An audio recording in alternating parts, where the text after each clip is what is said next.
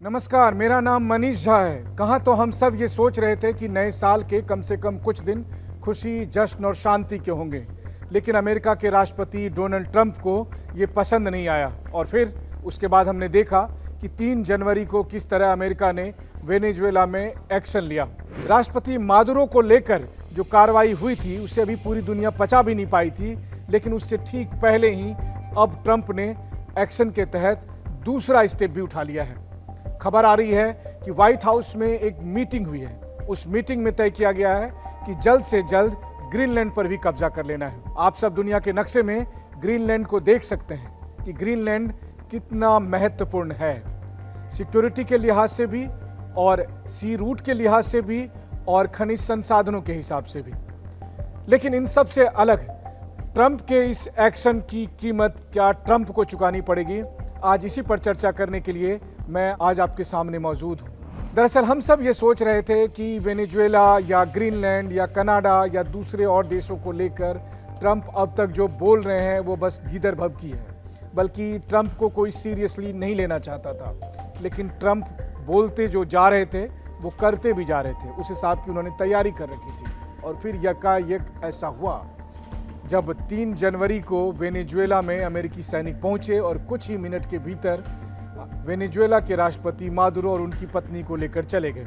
बहाना बनाया गया, दलील दी गई कि राष्ट्रपति मादुरो तानाशाह हैं, वो नार्को कार्टेल के, ड्रग्स कार्टेल के मुखिया हैं। लेकिन अब देखिए, जब राष्ट्रपति मादुरो को न्यूयॉर्क की कोर्ट में पेश किया गया तो उस समय ये सारी दलीलों को बदल दिया गया और अब उसमें घुमा फिरा कर वो बातें कही जा रही है। यानी कि अब अमेरिका की कोर्ट में भी ट्रंप ये कहने का साहस नहीं जुटा पा रहे कि राष्ट्रपति मादुरो ड्रग कार्टेल के मुखिया हैं, बल्कि वो ये कह रहे हैं कि ड्रग के पैसे से इस तरह का काम करते हैं वगैरह वगैरह। तो बात यहाँ केवल मादुरो की नहीं है। आज मैं बात करने आया हूँ राष्ट्रपति ट्रंप की, क्योंकि मुझे ऐसा लगता है कि ट्रंप अपने ही चक्रव्यूह में फंसते जा रहे हैं और राष्ट्रपति मादुरो के मामले में उन्होंने जो कार्रवाई की है, इसके बाद अब जब दूसरी कार्रवाई करने के लिए वो ग्रीनलैंड पर जा रहे हैं तो ये उनके पॉलिटिकल जर्नी में आप कह सकते हैं सबसे बड़ा आत्मघाती गोल साबित होगा।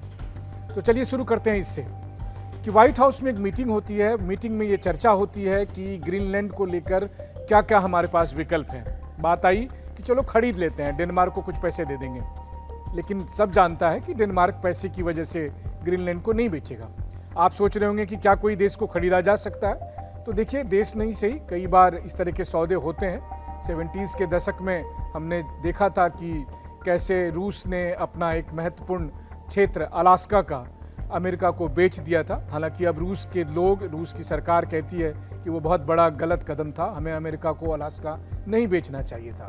तो अमेरिका ने इसी तरह का प्लान डेनमार्क के सामने रखा था कि भैया तुम कुछ पैसे मिल रहे हैं, ले लो। जैसा आप देखते हैं कि अक्सर भूमाफिया करते हैं कि आपकी घर, आपकी ज़मीन या पसंद आ गई तो वो आपको कहेंगे कि ये कीमत दे रहा हूँ, रख लो, वरना मैं जबरन ले लूँगा। ट्रंप अभी उसी मोड में है और फिर ट्रंप तो पहले से ही प्रॉपर्टी के बिजनेस में रहे हैं, तो भूमाफिया वाले अंदाज में तो वो होते ही हैं। लेकिन जो दूसरी बात है वो ये कि ग्रीनलैंड को लेकर ट्रंप वही दलील दे रहे हैं जैसे वो मादुरो को लेकर देते थे कि अमेरिका की नेशनल सिक्योरिटी के लिए ज़रूरी है, क्योंकि ग्रीनलैंड दुनिया के नक्शे पर अगर आप देखेंगे तो अटलांटिक सी में एक बड़ा सा आइलैंड है और लगभग में अगर कहा जाए तो 8 लाख वर्ग मील का इलाका, यानी लगभग में 21 लाख वर्ग किलोमीटर क्षेत्रफल का इलाका है। बहुत सारे नेचुरल रिसोर्सेज है, तेल, गैस, क्रिटिकल मिनरल्स वहाँ पर है।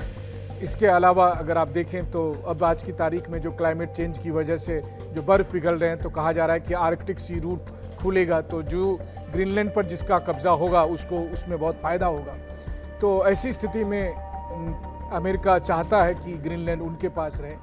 इसके अलावा वैसे भी अगर आप देखें तो अमेरिका, यूरोप और रूस के बीचों बीच ग्रीनलैंड की स्थिति उसे स्ट्रेटेजिक तौर पर काफ़ी महत्वपूर्ण बनाती है। लेकिन क्या ये मसला केवल अमेरिका का नेशनल इंटरेस्ट है? नहीं, ये ट्रंप का पर्सनल इंटरेस्ट है। ट्रंप ग्रीनलैंड को इसलिए अपने नियंत्रण में रखना चाहते हैं ताकि ट्रंप अपने जो कुछ साथी उद्योगपति हैं उसको तेल, गैस से लेकर सी रूट का जो है कब्जा दिला सके। ठीक वैसे ही जैसे वेनेजुएला में उन्होंने तेल को लेकर किया और अब बताने की ज़रूरत नहीं है कि ट्रंप की ये मंशा वेनेजुएला में कैसे पूरी दुनिया के सामने आ गई है। लेकिन ग्रीनलैंड पर अगर वो ऐसा एक्शन लेते हैं तो क्या होगा? देखिए, वो कहते हैं ना कि जब गरीब मरता है तो किसी को फर्क नहीं पड़ता है। दुनिया की राजनीति में भी यही हो रहा है। वेनेजुएला पर एक्शन हुआ तो लोगों को लगा, अरे छोड़ो, दक्षिण अमेरिका का देश है, मादुरो भी ऐसा ही गलत आदमी होगा, और इसलिए लोग ट्रंप के एक्शन पर केवल बयान देकर छोड़ रहे थे। ऐसा नहीं है कि बयान नहीं दिए गए, दुनिया भर से तमाम देशों ने औपचारिकता भरे बयान दिए। सबको लगा ये समस्या वेनेजुएला की है। फिर ट्रंप बड़े गर्व से कह रहे थे कि मैं मुनरो डिक्लेरेशन लेकर आऊँगा। मुनरो डिक्लेरेशन 100 साल पहले अमेरिका के एक राष्ट्रपति मुनरो के नाम पर रखा गया है, जिसमें वो कहते हैं कि दुनिया का एक हिस्सा जो पश्चिमी गोलार्ध है, कनाडा से लेकर दक्षिण अमेरिका में चिली तक, वो अमेरिका के कब्जे में होगा। मतलब वहाँ चाहे सरकार जिसकी भी हो, वो सब अमेरिका के लिए एक तरह से प्रॉक्सी स्टेट के रूप में रहेंगे, और वो ऐसा कर भी रहे थे। इन दिनों ट्रंप साहब एक नई दलील लेकर आते हैं कि वहाँ रूस और चीन का इन्फ्लुएंस बढ़ रहा है, इसलिए अमेरिका को अपनी सिक्योरिटी स्टैब्लिश करनी पड़ेगी, और इसका नाम उन्होंने मुनरो डिक्लेरेशन को डोनरो डिक्लेरेशन के तौर पर कर दिया है। तो मैं आपसे यही कह रहा था कि वेनेजुएला पर जब हुआ तो लोगों को लगा छोड़ो, गरीब देश है, कौन पूछता है इसको। फिर उसके बाद ट्रंप धमकी दे रहे थे कोलंबिया को लेके, मैक्सिको को लेके, क्यूबा को लेके।